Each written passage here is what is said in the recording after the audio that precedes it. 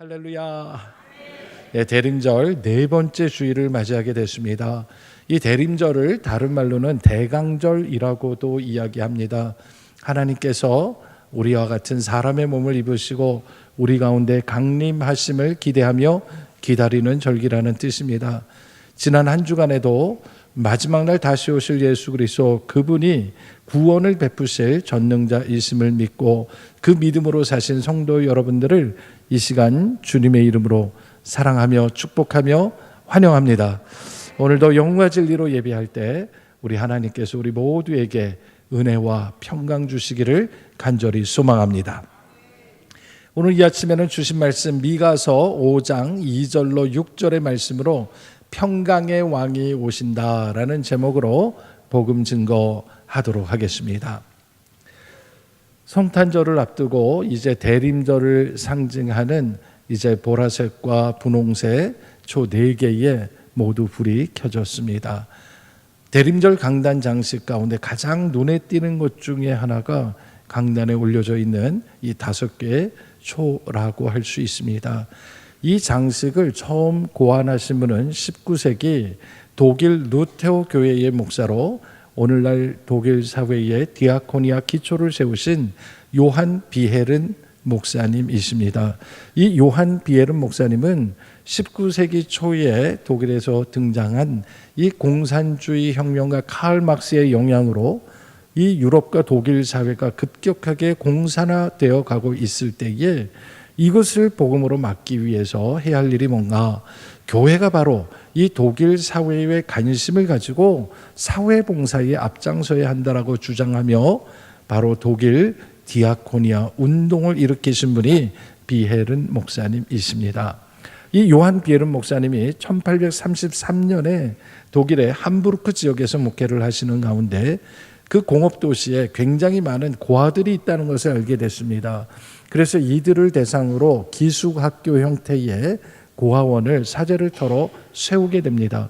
그리고 1842년도 성탄절이 다가올 때 그 고아원의 어린이들과 청소년들에게 이 대림절과 성탄절의 의미가 무엇인지를 알려주기 위해서 대림절 기간 동안에 상록수로 둥근 화환을 만들고 그 안에 5개의 초를 놓고 한 주에 1개씩 불을 켰습니다. 그렇게 함으로써 우리 주님이 오실 날이 가까이 왔다는 것과 빛으로 오신 우리 주 예수 그리스도가 누구신지를 알리고자 함이었습니다. 그래서 첫 번째 초에 불을 켜면서는 우리 예수님이 약속하신 바로 그분이시다라는 예언의 말씀을 기억하며 불을 켰습니다. 두 번째로는 그분은 평강의 왕이시다라는 것을 기억하게 하며 불을 켰습니다. 그리고 세 번째로는 그분이 오실 때 우리에게 온전한 기쁨이 있겠다라고 이야기하며 켰습니다. 그리고 마지막 4번째 초를 켤 때는 그리스도의 탄생이 임박했다라는 것을 상징적으로 보여준 것입니다. 그리고 마지막 5번째 하얀 초는 성탄절날 아침에 온 세상의 어둠을 물리치고 빛으로 오신 예수님, 그분이 참 빛이십니다 라는 것을 밝히면서 이 초의 불을 붙였던 것입니다. 여러분, 오늘 본문 말씀 미가서의 주제가 바로 여기에 있습니다. 이 본문 말씀 미가는 유다의 제11대 왕이었던 요담 왕 때로부터 시작해서 12대 아하스 왕, 13대 히스기야 왕이 통치하던 시대에 하나님의 말씀을 받아 그 말씀을 대언했던 8세기 선지자 가운데 한 사람이었습니다. 8세기 선지자는 호세아, 미가, 아모스, 이사야 선지자라고 얘기할 수 있는데, 이 시기는 이스라엘 역사상 가장 혼란하고 또 가장 위태로운 시기이기도 했습니다. 우선은 이 이스라엘이 남과 북으로 갈라진 이후에 서로 한동안은 평화롭게 지냈지만 이 시기에는 서로 반목하고 대립하고 전쟁을 일으키기도 하고 긴장 상태가 계속 이어지는 때였기 때문입니다. 그리고 하나님께서는 여러 선지자들을 보내시면서 이 북이스라엘 사람들을 향해서 이제라도 회개하라, 돌이키라 라고 강조해서 말씀하셨지만 그들은 끝내 하나님의 말씀에 순종하지 않았고 결국 주전 722년에 아수르 제국에 의하여 처참하게 멸망을 당하고 말았습니다. 같은 아브라함의 자손인데 야곱의 12아들 가운데 같은 몸이었었는데 유다 지파와 베냐민 지파를 제외한 10지파가 그동안 서로 등을 돌리고 갈라서서 북이스라엘과 남유다로 나뉘어 왔는데 그 북이스라엘이 하루아침에 완전히 멸망을 당하고 났으니 남아있는 사람들조차 얼마나 위기감이 컸겠습니까? 특별히 이 남유다나 북이스라엘이나 서로가 다 우리는 하나님께 택함받은 민족이야 라고 생각하면서 우리는 하나님이 함께 하시니 절대로 무너지지 않는 나라야 그렇게 생각을 했었는데 북이스라엘이 먼저 무너졌으니 남은 유다가 얼마나 충격이 컸겠습니까? 그런데 정말 심각한 문제는 무엇이냐? 그 남겨진 남유다조차도 하나님의 말씀을 듣지 않았다는 것입니다. 아무리 회개하라고 이야기해도 그들은 자기들이 지금 짓는 죄가 죄인지도 모르고 있었다라는 것입니다. 그래서 하나님께서는 주전 8세기에 여러 선지자들을 보내셔서 그들을 통하여 한결같이 외치게 하신 말씀이 이제라도 회개하라는 것입니다. 지금 회개하지 않으면 반드시 망할 것이다. 그런 말씀을 전하게 하셨다라는 것이죠. 저는 오늘 이 시대 이 메시지가 이렇게 혼란한 시대를 살아가고 있는 우리 대한민국에 주시는 말씀이라고 저는 생각합니다. 하나님은 지금도요 경고하시기를 우리가 돌이켜 회개하라고 말씀하세요. 저는 오늘 이 말씀을 통해서 받은 바 은혜를 두 가지로 선포할 것인데 우리 모두 가슴에 새기시고 말씀으로 돌이키고 하나님의 품으로 돌이키는 저와 여러분이 될 수 있기를 주님의 이름으로 축원합니다. 먼저 첫 번째 말씀입니다. 하나님께서는 우리를 다스릴 왕이 베들레헴에서 나오리라 말씀하십니다. 아멘. 여러분, 미가 선지자는 북이스라엘이 아수르에 의해서 처참하게 멸망당하게 될 것을 알고 있었고 그것을 다 목격했던 선지자였습니다. 그래서 미가 선지자는 하나님이 주시는 말씀을 처음 선포할 때 미가서 1장 2절 이하의 말씀을 통해서 지금 북이스라엘의 문제가 무엇인지 이들이 왜 아수르의 멸망을 당할 수밖에 없는지를 그 이유를 설명하고 그 답을 이야기한 것을 우리가 보게 되는데 북이스라엘이 멸망당한 가장 중요한 이유는 그들 스스로가 내부 분란이 있었기 때문이다라고 얘기하는 것이죠. 제가 미가서 1장 3절을 읽어드립니다. 이는 다 야곱의 허물로 말미암음이요 이스라엘 족속의 죄로 말미암음이라. 야곱의 허물이 무엇이냐? 사마리아가 아니냐? 유다의 산당이 무엇이냐? 예루살렘이 아니냐라고 말씀하신 것을 보게 됩니다. 하나님의 심판이 지금 우리 가운데 임하게 된 것은 궁극적으로 야곱의 허물 때문이요 이스라엘의 죄 때문이라는 것입니다.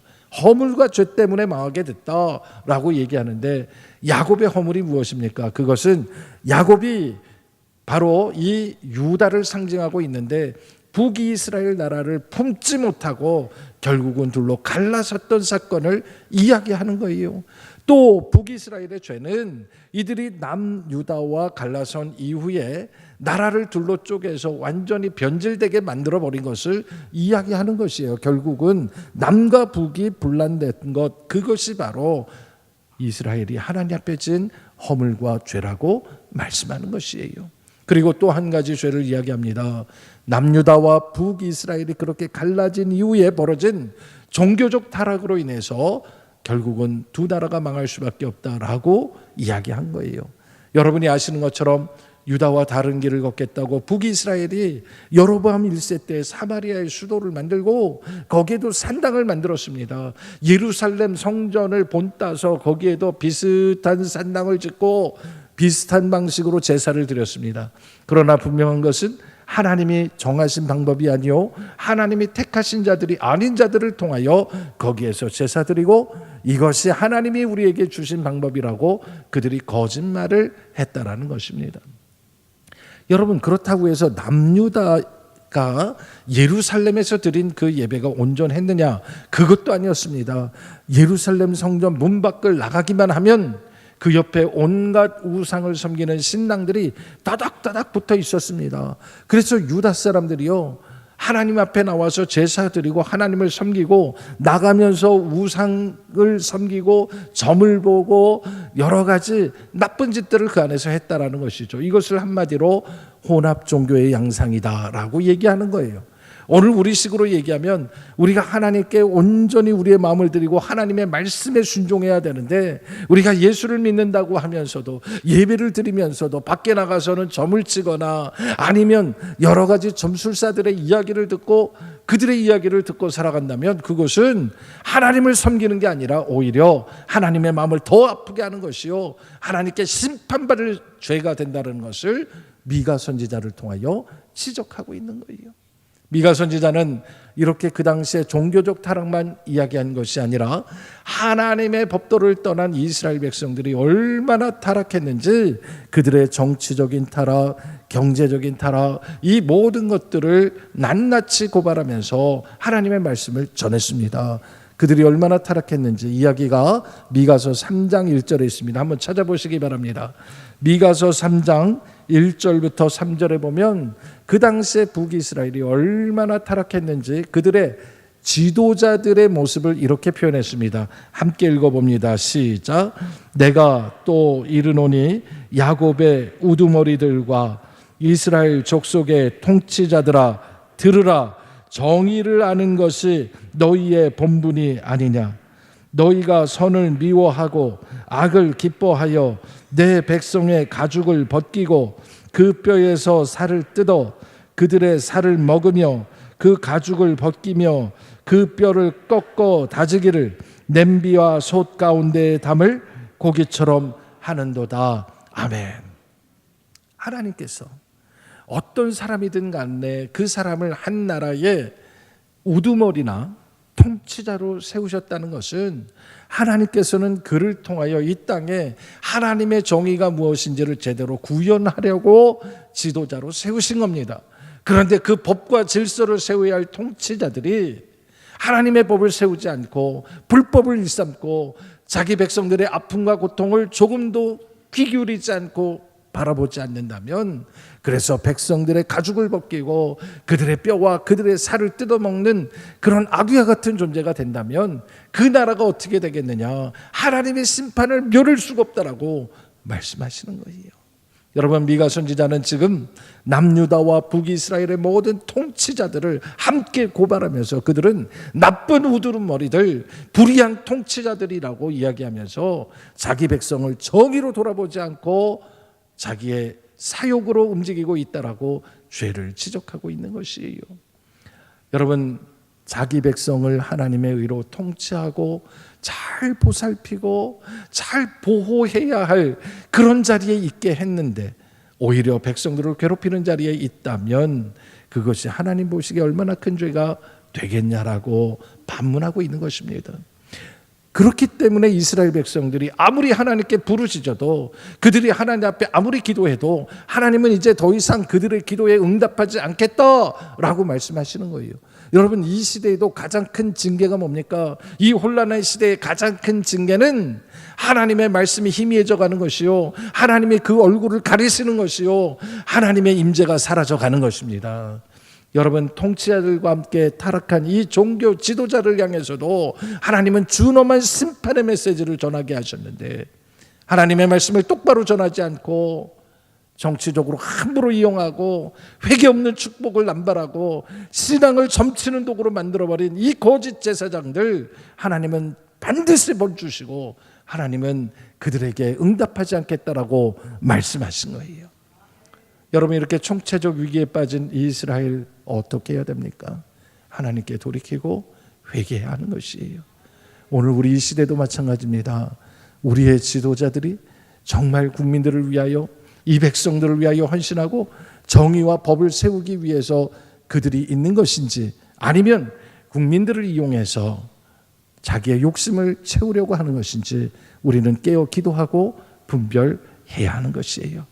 만약 그들이 회개하지 않는다면 하나님은 이 땅을 마치 밭을 갈아엎듯이 다 갈아엎어 버리겠다고 그렇게 심판의 말씀을 미가 선지자를 통하여 하게 하신 거예요.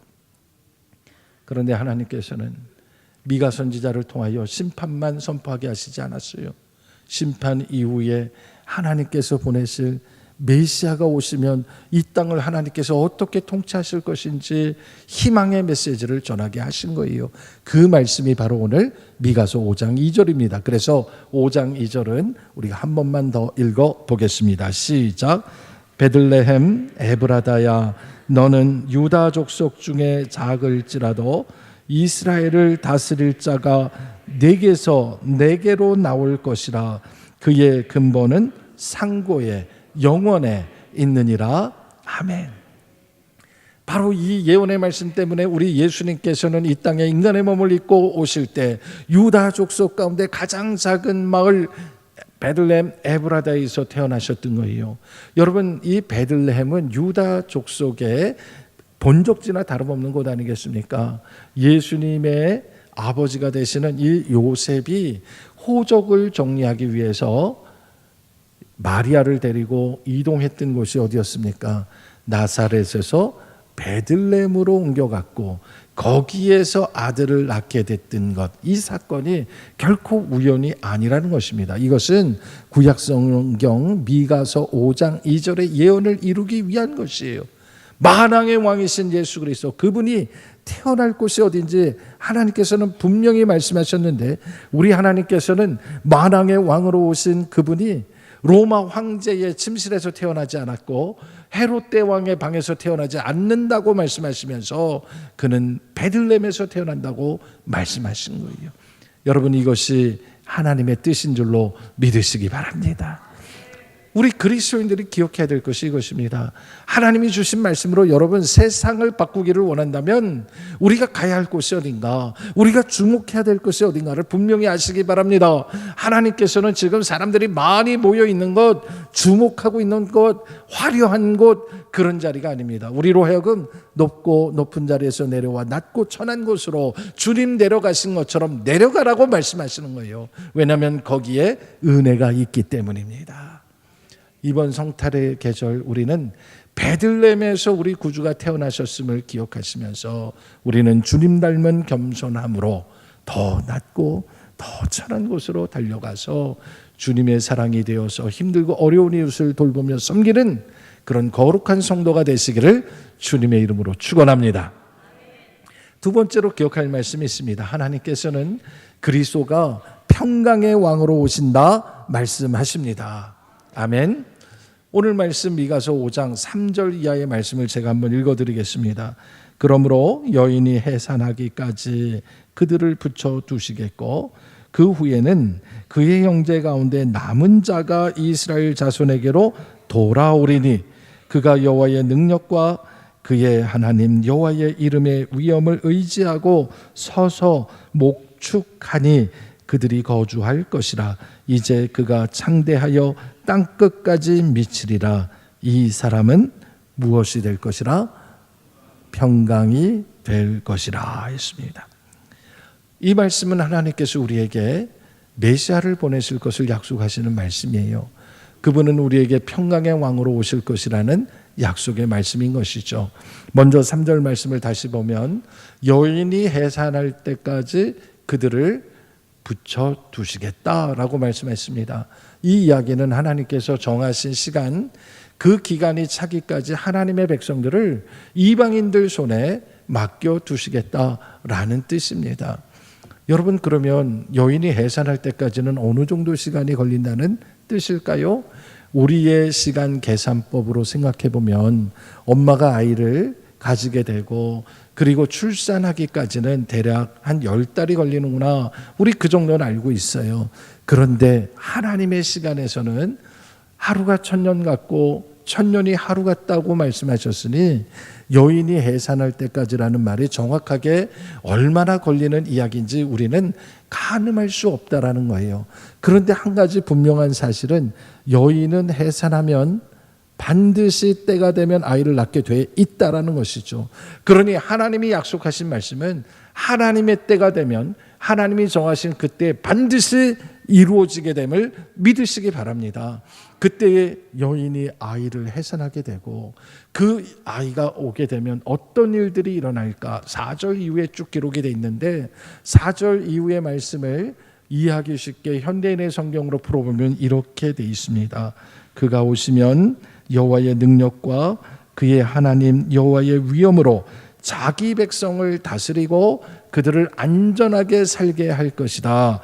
이것은 온 세상 사람들이 그의 위대함을 인정하고 그는 우리의 평화가 될 것이기 때문이다 라고 번역했습니다.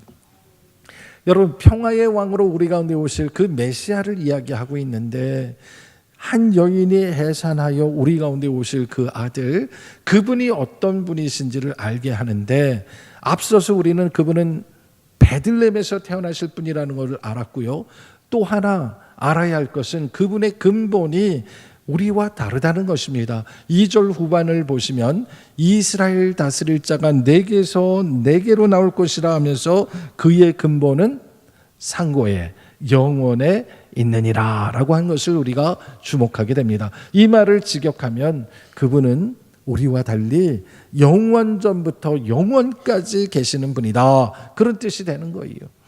여러분, 우리 가운데 누가 영원 전부터 영원까지 그렇게 거할 사람이 있겠습니까? 우리 모두는요, 다 하나님이 정하신 때 이 땅에 왔다가 하나님이 부르시면 다시 하나님께로 돌아가야 될 그런 인생들입니다. 그런데 우리 예수님은 그렇지가 않으신 거예요.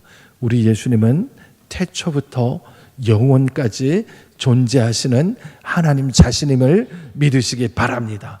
우리가 그걸 어떻게 하냐고요? 요한복음 1장 1절에 그렇게 증거가 되어 있습니다. 요한복음 1장 1절을 보면 태초에 말씀이 계시니라, 그 말씀이 하나님과 함께 계셨으니 이 말씀은 곧 하나님이시니라 했어요. 그가 태초에 하나님과 함께 계셨고 만물이 그로 말미암아 지은 바 되었으니 지은 것이 하나도 그가 없이는 된 것이 없느니라 했어요. 바로 이 요한복음 1장 1절에서 말씀하신 태초부터 계신 하나님의 말씀, 그 로고스, 성육신 하신 그 말씀이 바로 예수 그리스도시요, 그분이 오심이 바로 성탄이라고 성경은 증언하고 있는 것입니다. 오늘 본문 말씀을 통해서 예언한 것처럼 바로 그분이 베들레헴에서 나실 분이요, 그분은 영원부터 영원까지 계신 분인데 그분이 우리의 평강의 왕으로 오신다라는 것이 미가서를 통하여 우리에게 주신 약속의 말씀입니다. 그러면 우리 주님이 오시면 우리 가운데 어떤 일들이 벌어질까요? 오늘 주신 본문에 그 이야기가 다 나와 있는데, 먼저는 이 땅에 하나님께서 남겨주신 자들이 다 주께로 돌아오리라 약속하신 거예요.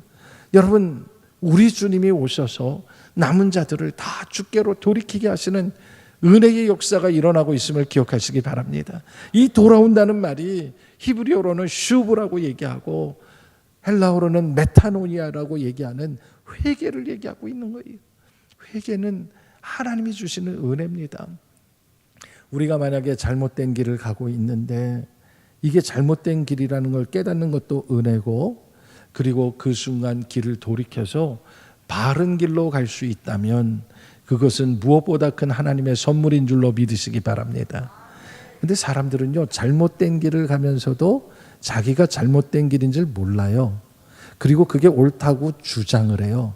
그리고 자기만이 아니라 다른 사람들도 잘못된 길에 구렁텅이에 빠뜨리고 있다라는 것이죠. 여러분, 회개는요, 내가 할 수 있는 게 아니에요. 하나님이 주시는 은혜입니다. 우리 주 예수 그리스도가 우리 가운데 오셔서 예수님의 십자가로 말미암아 우리의 죄를 깨닫게 하시고 우리를 죄에서 건져주신 은혜, 그것이 바로 하나님이 주시는 은혜인 줄로 믿으시기 바랍니다. 그래서 이 성탄의 계절 대림절에 우리가 가장 잊지 말아야 될 것이, 나는 하나님께로 향하고 있는가? 내 마음이 세상을 향하고 있었다면, 주님이 아닌 다른 곳에 내 마음이 있었다면 이제라도 돌이켜 회개하여 주께로 돌이키는 것이 바로 대림절의 의미가 되는 것이에요. 진리이신 주님 앞으로 돌이킬 줄 아는 용기 있는 그리스도인이 되기를 주의 이름으로 축원합니다. 우리 주님이 오셔서 하실 일 중에 하나가 뭐냐? 그분이 평강의 왕으로 오셔서 여호와의 능력과 여호와의 이름으로 우리를 목축하시리라 약속하셨어요. 여러분, 목축한다는 말이 뭐예요? 양을 치는 거죠. 이 목축한다는 말은 다스림을 얘기하는 거예요. 통치하심을 얘기하는 거예요. 목자가 양을 다스리는 것처럼 왕이 백성들을 다스리는 게 목축입니다. 여러분, 그런데 누가 우리의 참 목자이십니까? 예수님만이 우리의 참 목자이심을 믿으시기 바랍니다. 우리가 주님의 그 능력 안에 거할 때 우리는 푸른 초장으로 인도함을 받을 것이요 영원한 생명에 이를 것이요 내게 부족함이 없다는 고백이 우리 입술에서 나오게 될 줄로 믿으시기 바랍니다. 주님이 우리를 그렇게 인도하는 목자가 되시는 이유가 뭐냐? 그분이 바로 평강이시기 때문이에요. 여러분, 이 말씀은 예수님이 우리 가운데 오셔서 하나님과의 끊어진 모든 관계를 해결하실 분이라는 뜻인데, 이 평강이라는 말은 히브리어로는 샬롬이라고 그러고 헬라어로는 에이레나라고 얘기하는데 그냥 좋은 게 좋은 뜻이 평강이 아닙니다. 그것은 죄로 말미암아 끊어진 하나님과의 관계를 회복할 때 주시는 하나님의 은혜가 평강입니다. 하나님과의 끊어진 관계가 회복이 되면 그와 더불어 끊어진 사람들 사이의 관계가 회복이 되고 물질과의 관계까지 회복되게 하는 총체적인 은혜가 바로 평강인 것입니다. 여러분, 이 평강은 힘이 있다고, 권력이 있다고, 총칼로 아니면 돈으로 얻을 수 있는 것이 아닙니다. 오직 우리 주 예수 그리스도만이 우리에게 참 평강이 되심을 믿으시기 바랍니다. 왜냐하면 그분만이 우리의 죄를 사하시는 능력을 갖고 계시기 때문이에요. 2000년 전 약속하신 대로 베들레헴에서 태어나신 평강의 왕 예수 그리스도, 그분은 우리를 위하여 하늘 보좌를 버리고 우리 가운데 가장 낮은 곳에 오셨어요. 그 예수님이 오신 이유는 오직 하나입니다. 참 평강을 주시기 위함입니다. 오늘 우리가 평강을 누릴 수 있는 이유는 오직 하나, 예수님이 십자가에서 우리의 죄를 사하시고 우리의 모든 죄를 주님이 짊어지셨기 때문입니다. 여러분, 우리는 알아야 돼요. 우리는 우리의 죄를, 우리의 문제를 우리 스스로 해결할 수 있는 존재가 아닙니다. 오직 주님 앞에 우리의 죄를 맡겨버리고 주님 십자가 앞에 엎드리는 길만이 우리가 사는 길임을 깨달아 아시기를 바랍니다. 그래서 주님의 화해와 용서와 평강과 은혜의 자리로 나갈 때 우리가 살 수 있는 것입니다. 바라기는 이번 성탄 계절에 주님의 은혜가 있는 그곳, 가장 낮은 곳으로 내려가셔서 우리 주님이 주시는 용서의 은혜, 화해의 은혜, 그리고 하나님이 주시는 나눔의 은혜를 함께 나눌 수 있기를 간절히 소망합니다. 기도하겠습니다. 은혜롭고 자비로우시며 노하기를 더디하시는 아버지 하나님, 갈수록 혼란스러워지고 어둠이 깊어가는 세상을 바라보다 우리의 눈을 돌려 다시 오실 주님만 바라보게 하시니 감사합니다. 우리 주님, 미가 선지자의 예언처럼 유다 베들레헴 땅에 태어나셨고 십자가 복음으로 우리의 죄를 사하시고 우리에게 참 평강을 주신 주님, 그분이 이제 다시 이 땅에 오셔서 이 땅을 심판하실 줄로 우리는 믿습니다. 성탄의 계절에 그 주님을 만나는 계절 되게 하시고 세상 어떤 소식에도 흔들리지 않는 믿음의 사람들 되게 하여 주시옵소서. 예수님의 이름으로 기도하옵나이다.